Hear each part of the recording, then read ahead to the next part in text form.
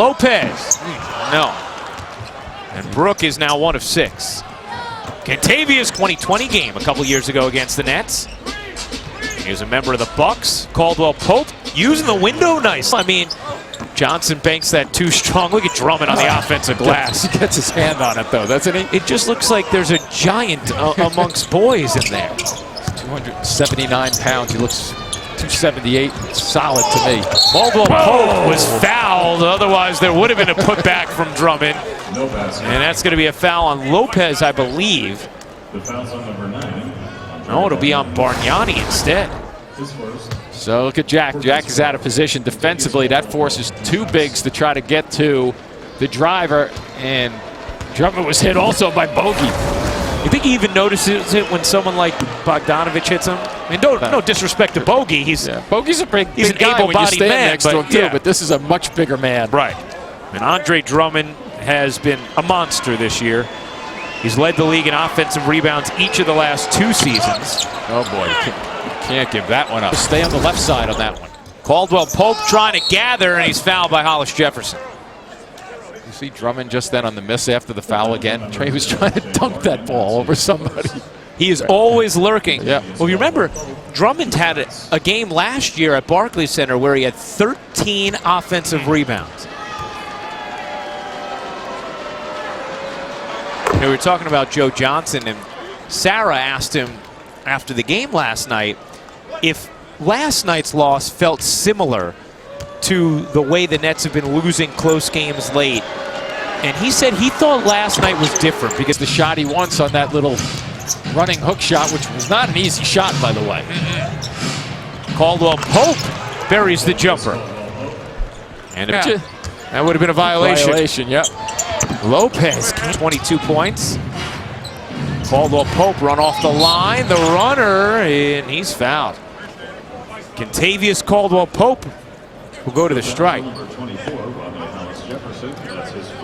Hollis Jefferson hit with his first personal, second team foul on Brooklyn. With the Pistons shooting 36% in the first half and the Nets at 33, clearly it was a flat half, to be nice. And as Sarah pointed out, with the scouting report at the half, where are they going to find the energy?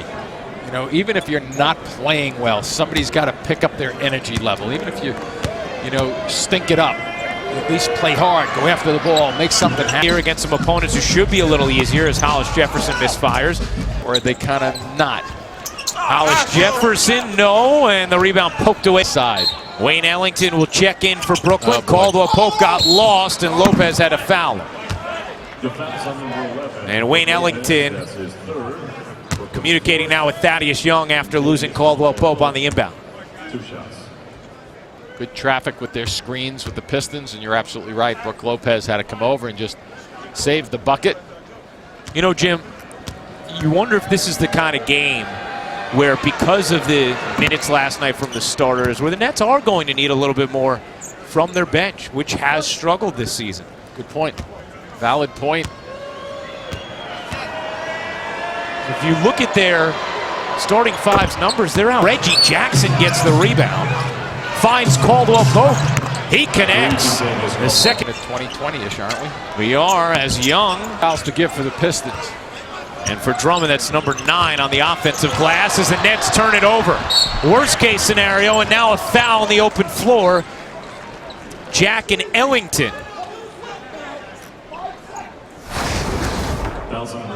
Right toe looks like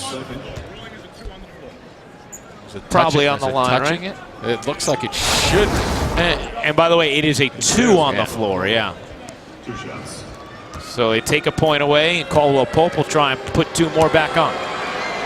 That's a costly turnover there, Jim. You're holding for a final possession, and not only do you turn it over, but then you create a fast break opportunity and send a guy to the line. Get a foul called on you, and you should get the next shot, the last shot, with 5.4, assuming everything goes smoothly for the Nets. And it's not exactly like this team at this point has a huge margin for error.